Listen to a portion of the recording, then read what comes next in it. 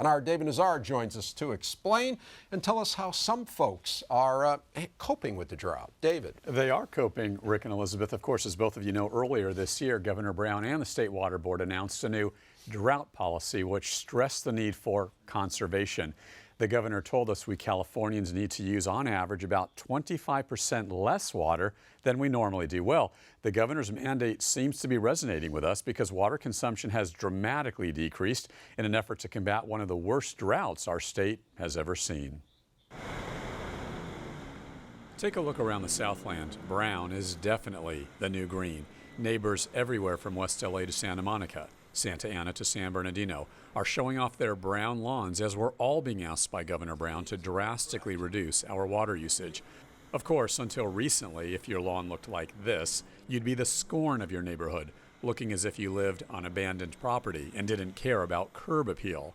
Now, during this drought, you're a hero. Guy DeVoris lives in West LA on Overland Boulevard. Great house, gross lawn.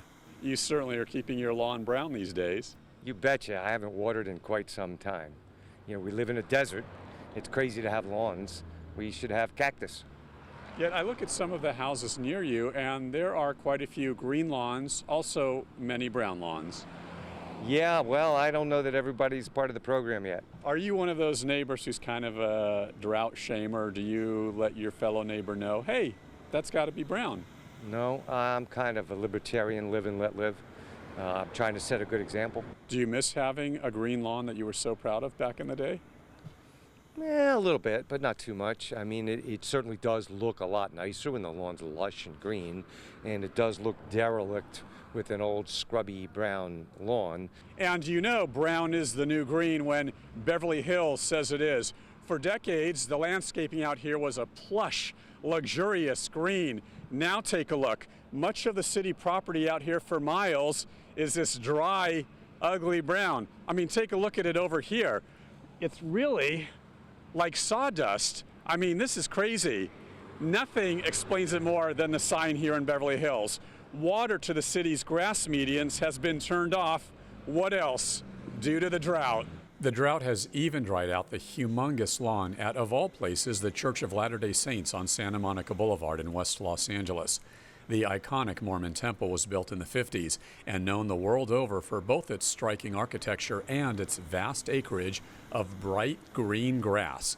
Today, the mountainous front lawn is a giant swath of brown, as the church has also decided to be water conscious.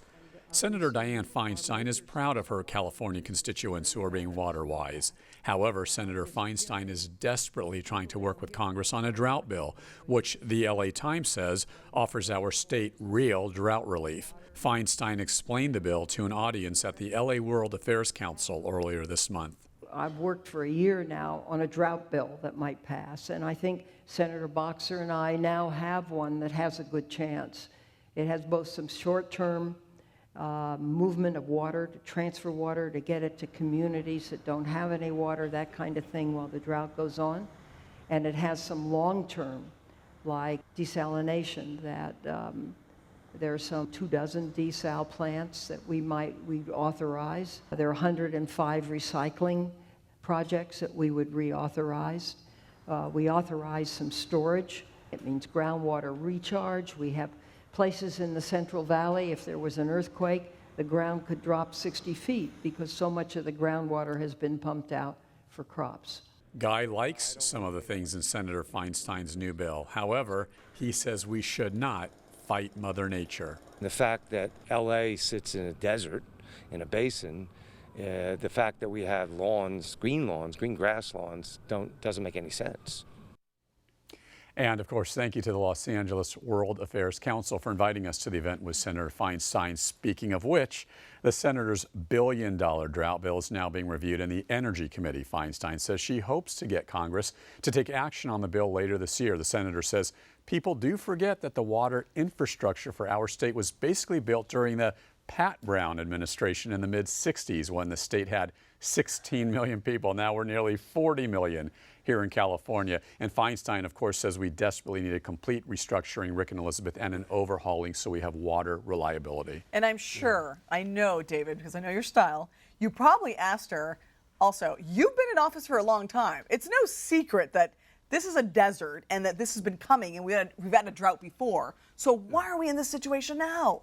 It is a desert. The problem is we forget it's a desert, right? Because we don't think of it as Vegas or as Palm Springs. We see the grass, we see the hills, but we are, as you aptly pointed out, in a desert. Yeah, but we were in a desert with green lawns. Now they're not green anymore. I think it's a good point you made that or that Senator Feinstein made, that we haven't built a dam in 40 years. And the population has exploded since then. Well, we have a lot more people, and we have done no construction whatsoever. Well, we just haven't planned for this. I mean, I feel like we've known that, we're prone to droughts, and nothing has been done. What's the infrastructure? Well, this is what she's trying to do with the bill. I mean, to be honest, she's trying to appease both the Republicans and the Democrats and have sort of a centrist viewpoint to fix the infrastructure, desal, environmentally friendly, conservation, all Right, that there's stuff. that conversation too. Yeah. Well, thank you.